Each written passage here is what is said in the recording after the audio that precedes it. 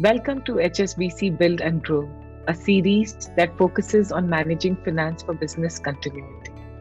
As financials takes center stage in business continuity conversations, Your Story together with HSBC is proud to present this series, featuring some of the finest minds in the ecosystem to help businesses leverage the financial ingenuity, perspective, and insights from these experts to power their own journey, their own continuity.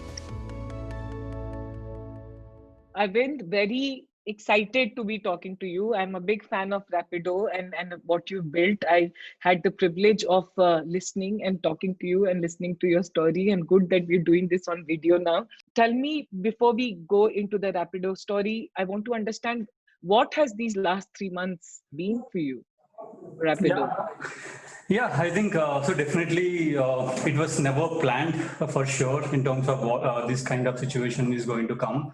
I mean, there are two sides of the effect. One is definitely your revenue has gone down for a couple of months. How will you tackle? And number two Hmm, is our captains' lives have impacted. How will you hmm, tackle it? I think, hmm, and then we obviously prioritize first. The lives are more important than revenue, and then we took a lot of initiatives on how can we make sure whoever are there on our platform can make extra money. I mean, the hmm, intention of Rapido to start itself is there are a lot of people who has time. There are a lot of people who has their own vehicle. How can they make money, right? So during this time, it has the impact has been like there are a lot of people who are dependent on us. There are a lot of people who make extra money on us. How will you still be operational and then make sure that they make something or the other? If not, they save money. At least they have money to spend their essential needs. And then there are multiple initiatives that we have taken right from our employees and our customers contributing to the fund that we have raised along with the founders. And number two, we immediately extended our ride sharing platform to logistics need. We need to make sure the captain should make money. I mean, our yeah, objective was simple that, right? So for that, if your rides is not running for a couple of months, you can't say them that, okay, I don't have business, I can't give you money. Instead of that, get into something or the other business which can make them money. And that's where it has started, where we expanded our offerings to food delivery companies, we extended our offerings to grocery companies, and definitely earlier every integration or every partnership used to take weeks and weeks to right from start to closure, but we have seen definitely people coming together and then making that integrations everything much more faster. I mean, for example, with for the Karnataka government for our BBMP initiative or WhatsApp-based grocery booking, we were live within 3 days once they said that they want a logistics partner for the entire Bangalore. I mean, that fast things have changed, and definitely earlier we used to have less than 10% of our business used to come from logistics. But right now, during these times, obviously 100% is logistics. But now, as the recovery is coming, both for the rides business also, we have seen more than 30% of our business coming from logistics, which we expanded during this pandemic or during this lockdown period. Arvind, I want to ask you about the whole mobility space because I think you have a very good understanding the way you have built Rapido, the way you've thought through the whole mobility space and yeah, and what you've done since you've Yeah. started with Rapido. Just tell me, how do you, from your lens, envisage the whole mobility space, the whole sector right now, because it is going to be impacted. It's not Yeah. that abhi lockdown khatam ho gaya to sab theek ho jayega. How are Yeah. you seeing it? Before talking about it, I'll take a couple of minutes on just to tell you in terms of how big a ride sharing is in India in compared to any other country, right? If you see China or if you see US or Southeast Asia, that for the population to the number of maybe trips that any platform does is like we are hardly anything compared to. I mean, if you see in Didi does around 30 million transactions per day. And then in US, Lyft plus Uber does around 15 to 20 million transactions per day, and similar to Gojek and Grab. Compared to our population and compared to our vehicle ownership, in every other country, vehicle ownership is much higher than India. But our vehicle ownership is less, but still the ride sharing is even more lesser than any other countries, just because the way that ride sharing has been solved, I mean, either before us or even right now, is more about to the premium consumers. No one has Hmm. thought about how can I build ride sharing for mass audience. right?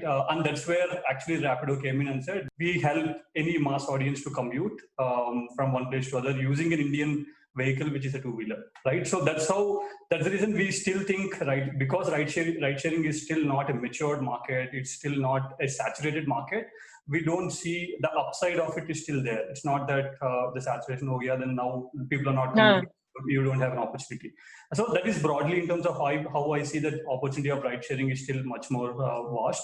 And other thing that definitely we are seeing right now, and which you can imagine, is more on public transportation users, because any kind of social distancing in public transportation makes it's not possible in public transportations in India, especially because it's always overcrowded. The number of public transportation vehicles are always lesser than in terms of the number of people traveling in it.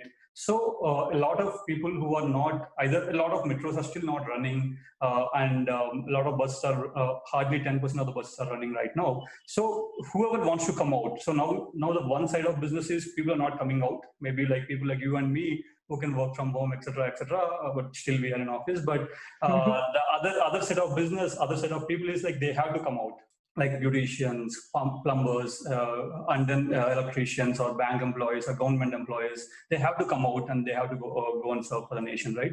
So these people, they have to commute, and they are looking at an alternative apart from public transportation, on which is the better alternative. When I say better, it's both financially it should be better, and the next thing is in terms of safety, right? So if you see a two-wheeler safety compared to any other closed vehicle, either you call it as a car or a bus or any kind of other transport, open environment is always much more safer compared to a closed environment with multiple people.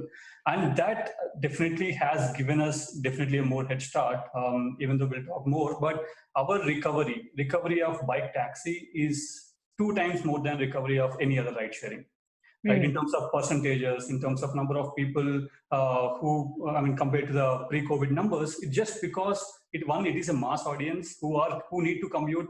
We don't have airport commutes, we don't have family commutes, we don't have business commutes where you are going, you're dressed up and you want to go to a meeting, then maybe we are not serving for that. So because of that reasons, at least the business, the way that recovery is happening is definitely we are recovering faster than maybe either other ride-sharing companies, just because the kind of user segment and the kind of markets that we are operating is a lot more different. But I think one of the opportunity that we are seeing post-lockdown is how can we attract public transportation users to come to a bike taxi, because it is safer than anything else and it is affordable. We can't imagine that suddenly everyone will go on buy their own vehicle. Obviously, it is much more safer. But right now, the pandemic is not only health; it's also financial. Right, a lot of people don't have a lot of money that they have already saved because it's never planned. So we see opportunity in that way, and we definitely see the early signs in the last 20 days also. And the next thing that more is apart from this, obviously, as I said, logistics has given an opportunity for us during this time. Yeah, so that's how we see in mobility, like on the safety side, if we can ensure. I mean, good thing is because our captains are also like they also want to be safe, right? It's not that they're okay and work. So they will take care of themselves. What we only want to ensure the customers is they should take care of them, or by wearing the mask, or the captain is going to give us sanitizer after every ride. And we have seen like 100% of our captains post lockdown. We have done more than 2-3 million rides in the last 45 days. How do you ensure we don't even got one complaint from our customers saying our captains didn't come with masks, or our captains don't have a basic hygiene necessity? It's just because one, as a human, they also want to be safe, right? So they are ensuring that they are safe, and captains and the customers just want to ensure that they are coming with a mask. And if you see the number of touch points, right? If you're sitting on a bike, if you know how to sit on a bike, you don't touch any part of the bike, right? You just sit on it, right? But compared to maybe something else, you need to open the door, you need to sit, you need to drag your hands here and there. So compared to that, definitely our customer, the feedback that we got, so we also introduced, because helmet is one of the other thing where you are touch basing. So we also introduced bring your own helmet if anyone wants to bring their own, or we also have introduced we give hairnets, and on top of hairnet you can wear a helmet so that you are not touching it directly, etc. So definitely, obviously, the right now the new normal is coming with more safety standards and ensuring that they follow it. So that's how right now things have changed in the way that we are running our operations on ground. But we are ensuring, because even though we have an advantage of being in an open environment, we need to ensure that captains follow all those hygiene measures, etc. What I'm hearing from you is that Rapido has been extremely agile to understand the customer and also the market. So you've gone into logistics because that's been the need of the hour. You've understood the customer, open Yeah. space, no touch. So so the sentiment and is there to go back to ride sharing. But I want to understand from the space, about the space itself, right? Because एक space में एक conversation जो मैं सुन रही हूँ कि ride overall sharing जो है, शेयरिंग इकोनॉमी अगर जो कह रहे हो, उसके लिए there is a fear that they can be spread and all that. And I'm not talking about you, like not talking particularly about Rapido, but then there is this whole thing about this fear about, will we go back to people owning vehicles and owning stuff versus buying or renting or sharing? So how do you, what do you think about that? Yeah, so I think, see, one thing is, if you see again, one of the stat is, see, in India, vehicle ownership is around 20% compared to US and China, where it is 60% and almost 85% in US, right? So even if, say, suddenly people start maybe 2 times of, right now we sell 20 million two-wheelers on per year, and then say suddenly you start selling 40 million or 50 million vehicles per year, but still you're talking about that 20% ownership is going to become 25%, 30%, or maybe 40%. It's still like there are enough number of people. There are more than 300 million commutes that happen on public transportations on a daily basis. So we never talk about a much more mass audience. But the challenge is why they didn't come to ride sharing till now is, one, the price difference between public transportation to any other ride sharing before Rapido. We are maybe a bit costlier than public transportation, but the kind of convenience that it gives and the kind of, obviously the employment is another angle, is a completely different angle which we are super proud of. But the main thing is the convenience coming at maybe incremental 10 rupees or 15 rupees per ride compared to a public transportation that you pay. So vehicle ownership increasing, again, it is much more longer. There will not be a sudden jump in vehicle ownership. Definitely, it's just because financially it's not viable. When you're asking people to buy 60,000-70,000 rupees vehicle, which is like during these times, none of the banks are giving loans for them to buy to buy anything. And during this time, I don't see a sudden. Definitely, the ownership is going to increase, but there is a huge headroom compared to that. So that's the reason, irrespective of how the vehicle ownership angle changes, but super bullish on ride sharing, especially the mass audience. I clearly remember you for what you've built, like, and the way you built it. And then what I loved in our conversation is how you thought of the consumer first, right? Like consumer ko dekh ke ye banaya hai, evolve hua hai. Sorry, I'm going to ask you to repeat the story because it's very powerful, very differentiated. And I thought it's a very real India, if I may use the word, innovation story, customer led innovation story. So tell us about Rapido and how you got started and what has been your learning. Yeah, so definitely, Shraddha. I think, maybe this is more on an entrepreneur angle, that when we started Rapido, when the things are a lot different, obviously from an investment point of view, to an existing bigger, larger ride-sharing players already solving for a ride-sharing need. But even though, whoever knows our story, obviously first 3 years, we weren't able to raise a lot of capital. Things are a lot difficult when you go and pitch your story compared to other billion-dollar companies. How are we going to sustain? How are we going to prove the unit economics? A lot of questions. But I think one fundamental thing that we believed as a founders while we are pivoting from our previous idea is, if you are solving the daily necessity product, which is like you need to commute, irrespective of what happens to the world, people will commute. And a majority of the people that are commuting, the existing solutions are not there. So we only thought it is much more larger than what it was there at the time. And the only thing that we need to prove is, like, we need to prove what we are saying. It might take a year, 2 years, 3 years. When we told to everyone that, okay, you are going to sit behind a stranger, people didn't believe me. People said like, why will I sit behind a stranger, that too on a two-wheeler? It's not even safe, right? But things started from that to there is no really clarity on regulation. How are you going to operate in it? Like why will a female audience sit behind a stranger? No answer, right? And definitely, when we said that tier 2 is our huge potential, then people said that in tier 2 everyone owns their own vehicle. Have you ever seen a ride sharing work? But again, the belief on there is no mass product till now. It is a very all the products are right now only in premium consumer product. So that's where we still double down on what we believed in, and then we stood there. Our differentiator. A lot of people ask that why are you only one who is there compared to more than 25 to 30 different companies who started. Our differentiation is we just existed in the market. We didn't die, right? So I think that's the only way where we are able to do it. And then definitely the other thing is we are super frugal in terms of any money that we spend.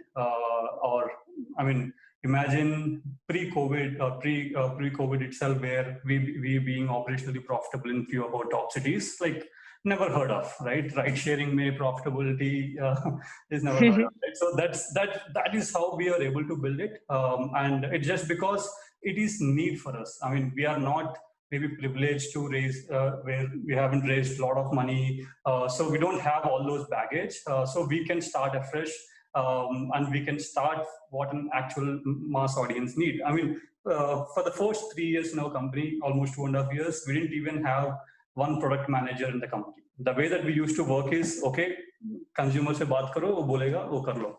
And the other way we did it is we had a huge focus on captain side. We don't even call them drivers because we think they're not, like when you say driver versus when you say maybe your own chauffeur, again, you can see that there is some difference. It's just because the way that the way that you treat them, the way that you give, maybe we don't say that, okay, you log in for 10 hours, I will give you this much. We never said that. Just because we don't want to impose any restrictions to them, we want to make sure that we give enough flexibility to them to work and enough reasons for them to work with Rapido. So that's how the product has been built. Even though we are a two-sided marketplace, giving equal importance to both the sides of marketplace, even though they are captains, like just give money, they will be with you. I mean, we never believed in that. We said that, okay, let us solve their need, and then they will stay with us. And then once you make them happy, like your customers will be happy. It's like an Amazon philosophy, right? Where you just focus on seller and then do so many things to the seller. He will make sure that he has enough items, and then make sure that availability is always high. It's just very similar to that, where we very early on, let's make our strength is captains. Right now, we have much larger fleet than anyone else in a two-wheeler in the country, right? In terms of number of fleet that we operate on a monthly active basis, compared to any other food delivery companies, compared to any other logistics companies, compared to anyone else. It's just because this is much more master opportunity, and there are enough number of people with their own two-wheelers. I really want you to tell us the Rapido story, because what we had also discussed is the most powerful thing. There are many powerful ingredients to your business, but very powerful is that you are creating also employment. And छोटे शहरों में you are creating employment.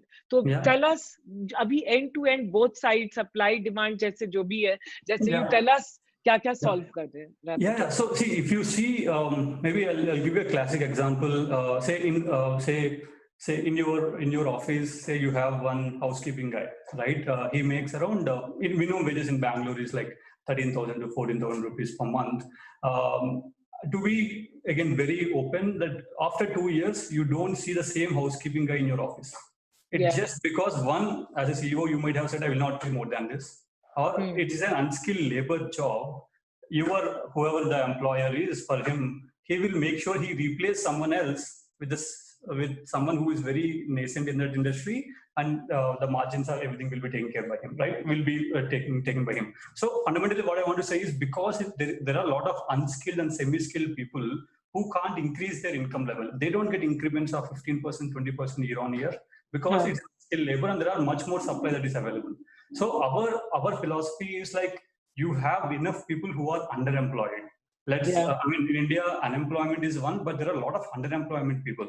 I mean, imagine, because you are from Patna, say there are people who are working in some SMEs who make 5,000 rupees to 6,000. That's it. They work for 8 to 10 hours. They make 5,000-6,000 rupees a month, and they don't have an opportunity to make more money. So imagine the same person in Patna can work for 3 hours on Rapido and actually make 5,000-6,000 extra. We are saying that don't leave your job. You have your own job. You work it. If you are comfortable, okay, come as a full time. You are okay. But you have free time in your during your day. You come and work with us and make almost 40 to 50% extra to what you are making in your full time job just by working 2-3 hours with us, with no restriction whatsoever. The only skill that is required is how to run a smartphone. Now I think everyone knows it. How to drive your own bike, right? And the app is built in such a way that, so we focused. The other thing is, even though we are operating in 100 different cities in the country, we have hardly 350-member team. Irrespective, you call it as city teams, you call it as onboarding teams, you call it driver partner centers, whatever you call it, we overall have a hardly 350-member team. It's just because the way that we focus on a product, it's like, we know it's a low ticket size business, it's a high volume business. You can't operate with a lot of people on ground who are onboarding your drivers, etc., etc. So when you think about, okay, you're onboarding a part-time driver who needs flexibility, who is not going to work based on what you say, is going to work because he has so much flexibility. So then you think about how do you build a product which makes him even more flexible, who can make it, the decision making of the driver should be a lot more easier. So that is the different, when we told all these things earlier to investors or anyone, no one believed in it. It's like, okay, but the only way definitely is we have to do it and prove it. And then because we are in that kind of segment where, it's very difficult to come out with the flying covers. So that's the reason we have to do it. And then we took time, we iterated the product a lot. We launched, launching in tier 2 and tier 3, all these launching logistics, everything just added and then strengthened our product.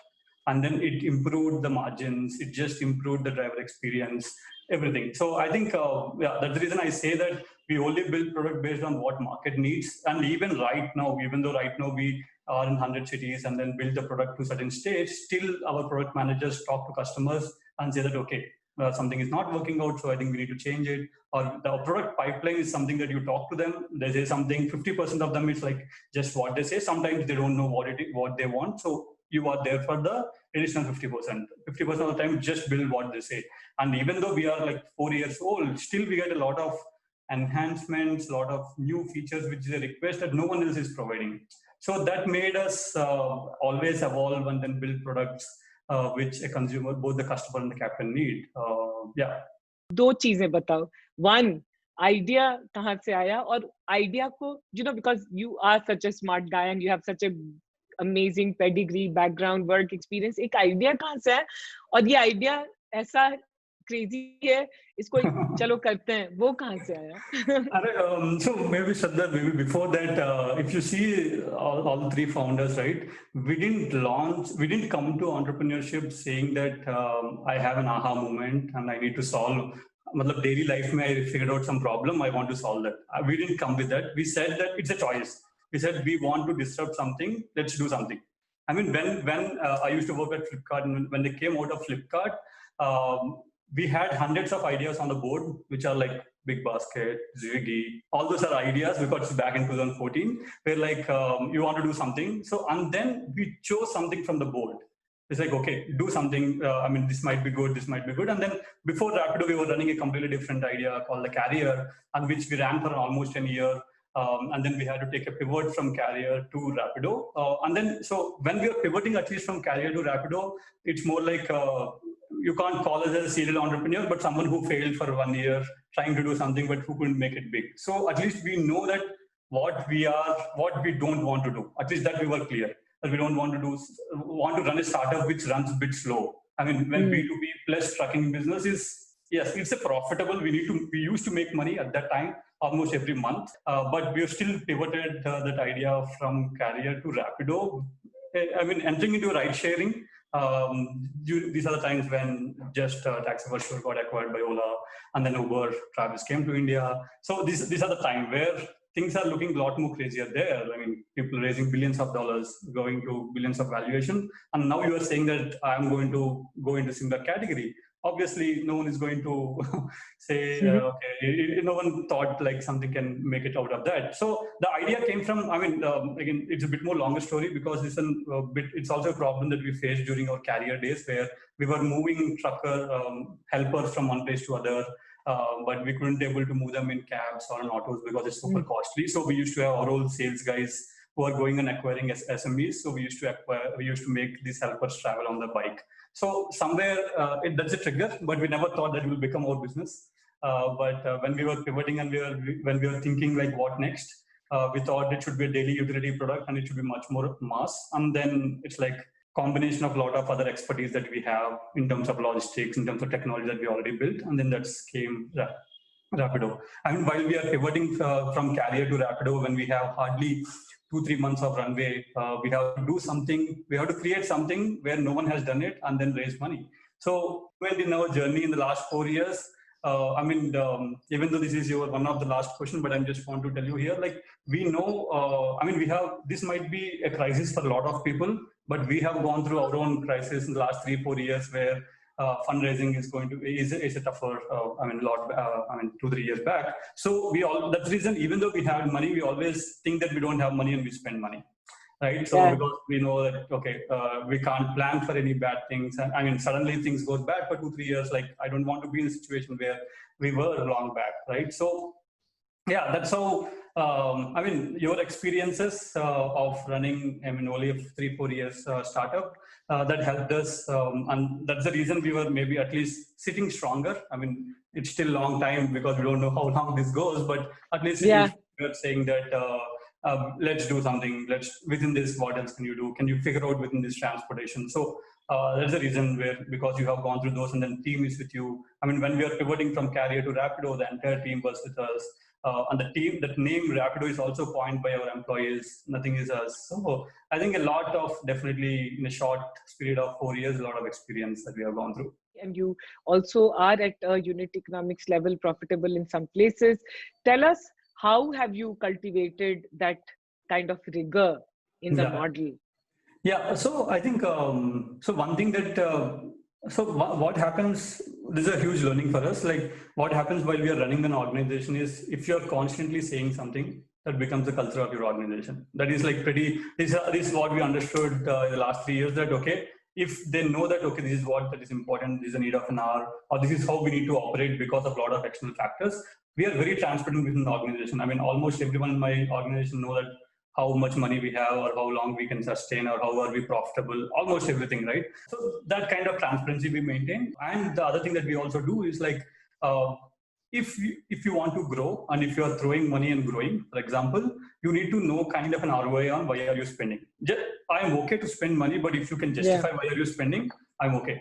It never comes from me that, kar lo, baad mein dekh lenge. That is never the philosophy, or not only a founder level, almost every managerial level also, and almost every manager on the 1-2 layer below us. So everyone thinks as if that it's their own money, right? So, and the other thing is, we say that if you are doing the same thing every day, then I don't want that to be there. If you're doing the same thing every day, why we started, it's also just because we got bored into what we were doing in our organization. We don't want that as a reason for people to leave Rapido, that you are doing the same thing, so you're getting bored. So everything that you are doing regularly is something that has to be automated. People should not do which it's not adding value to them. And that is exactly how, when you say operational efficiency, where it comes is you're eliminating every manual effort.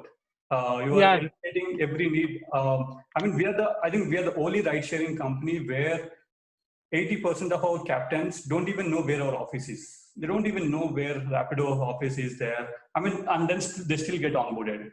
That's exactly how we believe in saying that operational efficiency is not for the sake of introducing technology wherever it's not needed. It's more like something is not happening good, or there is a lot of inefficiency either in the payout systems or in incentive systems or on any kind of couponing, etc. How can we automate things? So I think that mindset, if you can inculcate, even if you're, say, operation manager is also a product guy in your organization. So everyone thinks as like, how can you productize this thing?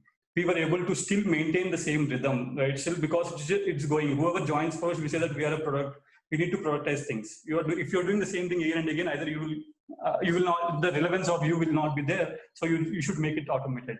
I think that's how, and people only think about the growth and how do you prioritize things, and then product team builds it. Obviously, the tech team ensure it. I mean, I think we are the organization which hardly has 35 engineers, 35 developers, right? I mean, even though we are talking about this massive scale, but it did with doing more with less. I think that's exactly what we used to do, and this strengthened right now during this pandemic, where you unfortunately you don't have an leverage to do a lot of things because your ticket size is low, your margins are thinner. So that means you still have to do the same number of, if you see the technology, okay, it is definitely similar to what other ride sharing has. You have your own other additional on top of that you are building, but fundamental core technologies are a lot more similar. Who has built with hundreds and hundreds of engineers, you still need to build with a lot more lesser. Just because I think even our engineers know how much cloud cost is and how much should they reduce, right? I don't see, that's how we have built. And it's not only to a finance guy who is thinking about cost. It's not about the founders who is thinking about cost. I think that kind of DNA. DNA, exactly. Right. DNA. You build that. It's across the company. Across the board. Yeah. Tell us about the investors that you have and approximate run rate till your next fundraise. So definitely more than 30 months. Okay. Very good. Yeah. Good. So no, that gives the answer. No, that you have built operational efficiency in the model. Yeah. So if growth comes faster, that will even only increase it. Just because you are only making money, you are not losing money. But anyway, and definitely. We have a good mix of investors. I think that's what helped us during our early days to our growth stage. Obviously, PE investors like Westbridge Capital, VC, Indian VCs, and Nexus Ventures, and also Jeffrey Integrated Capital, and Mr. Munjal Family Office. Rajan was an first seed investor, and also Skycatcher from US. So we have definitely a good breed of investors. During at different times, different kind of investors are required, and definitely I think we have a good mix of people who understand long term and people who also understand the VC. Whatever you call it. Aravind, you're such a mature guy. Tell me, ये entrepreneurship journey में and Rapido journey में, let's talk about Rapido journey में, मजा किस बात का? Like, what is the thrill? I can understand pain तो बहुत होगा for many reasons. And right now, all of us are facing such pain. But what's the, होता है ना, real? Yeah, I'll tell you, this is both real life, and it's not only founders. Generally, whoever that I hire and at least whomever that I talk, one thing that I say them is, if you come to Rapido, whatever you do today, you'll see the impact from tomorrow.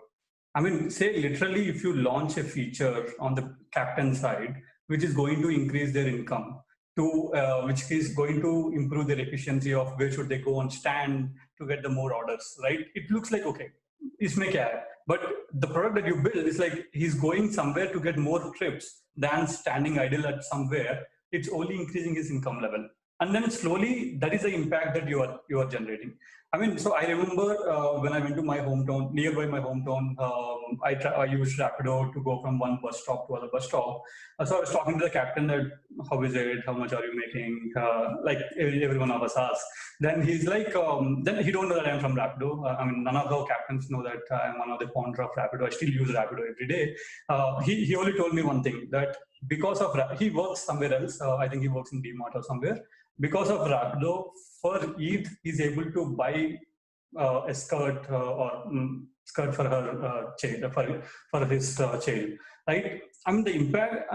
Now if you go and see that, okay, what you have done versus what is on ground, it's reflecting. Some of you.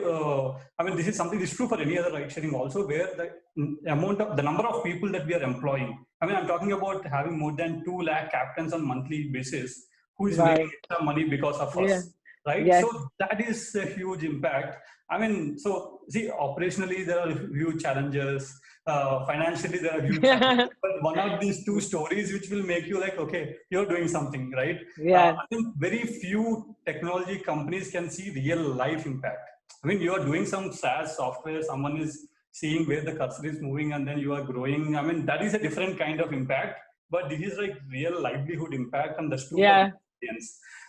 So somewhere, I mean, when things are not going good, these one, two stories will make you like, okay, kuch to kar raha hu. Yeah. And then recently, when I went to during this lockdown, we also distributed rations to few of the captains. So I personally went to few of the captains in Kormangla.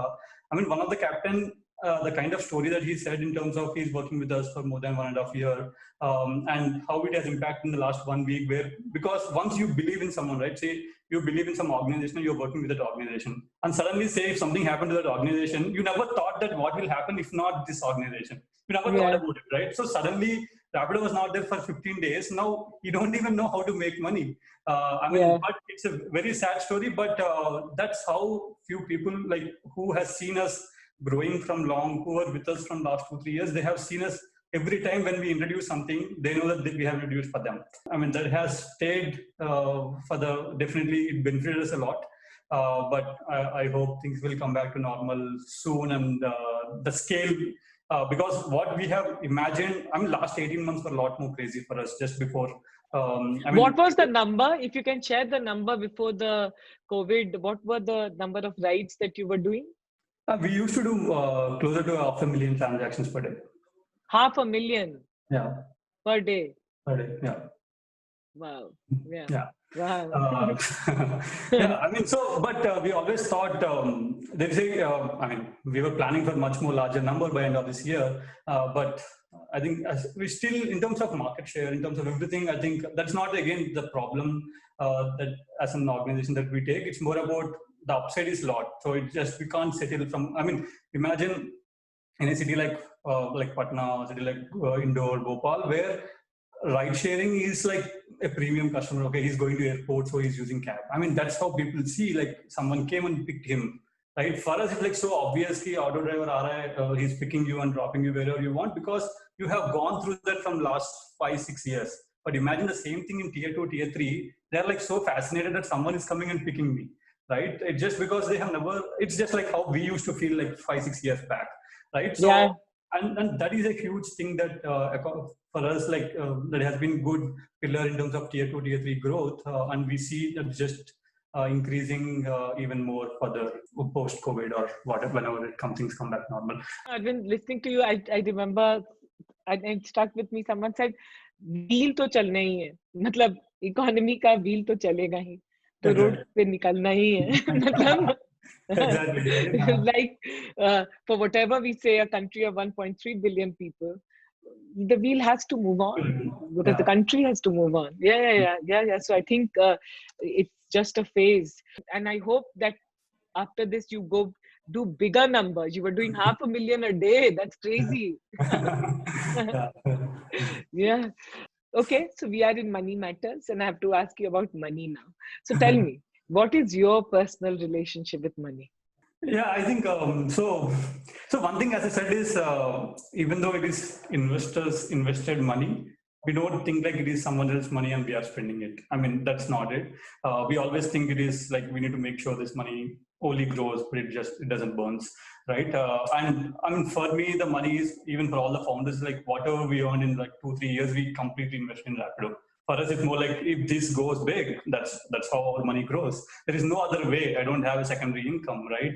And as a founder, as a first-time founder, I don't think you can talk about how are you saving money, how are you growing your money, right? We don't have savings. We don't have. We only run on monthly. Whatever you call it, myself. All the very best. Your honesty comes across, and with Rapido, what a remarkable tech for impact, tech for real growth, mobility sector, but also for such a high impact. across the country, right? Yeah. And we wish, and I wish on behalf of all of us, that you continue to grow, do amazing, and we have a rapidly growing Rapido story. Yeah, for Yeah, sure. Sure, Shraddha. Thank you very much yeah. for taking your time and having me here. Thank you. Thank Yeah. you. Thanks a lot.